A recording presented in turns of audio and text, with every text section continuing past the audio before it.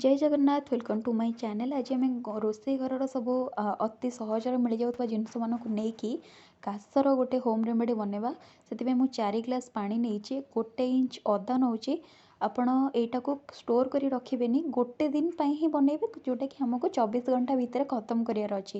यही रेमेडीटा को आमको 7 दिन पीवा पड़ो 5 ରୁ 7 दिन पीले आपणकर काशटा कम्प्लीटली भल हो जदि आप एमती नॉर्मल कि टिके काश हो गोटे दिन पी पारे। तेजपत्र 4 ରୁ 5टा छेड़े पकेबे मिश्री आपण हिसाब से पकेबे जी मिठा आपको पसंद।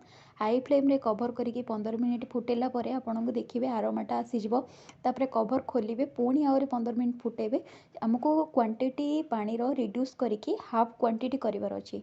4 ग्लास पानी 4 ग्लास पान मधुरी 4 ରୁ 5टा तेजपत्र और मिश्री आपण हिसाब अनुसार जी आप मिठा पसंद ता सहित 1 इंच अदा को छेचिकी देखिए आपणकर पानीटी कम्प्लीटली कूल हाँपाई छाड़देवे। सका बनइबे जदि सकाଳେ पीबे ना संध्या बेले सेटा को पूरा सेमती रखिए स्ट्रेन करेंगे संध्या बेले सेटा को खाली पेटे पीबे पुणी नेक्स्ट डे तादेह खदड़ा अंश जहाँ थी से सेमती छाड़देवे पुणी नेक्स्ट डे ताको मॉर्निंग रू अगसा बाटी सकाळे खाली पेटे पुणी ताको पीबे देखिए फास्ट दिन ही आपंकर काशटा कमिज किंतु आपण को 5 ରୁ 7 दिन यहाँ कंटिन्यू करार अच्छी।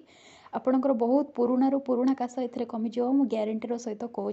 जदि मो चैनल रे आपको वीडियो गुड़ाक भल लगुच आपको इफेक्टिव रिजल्ट दूची निश्चिंत मो चैनल को लाइक करेंगे शेयर करेंगे सब्सक्राइब करने को बिल्कुल भी भूलें। जय जगन्नाथ नमस्कार।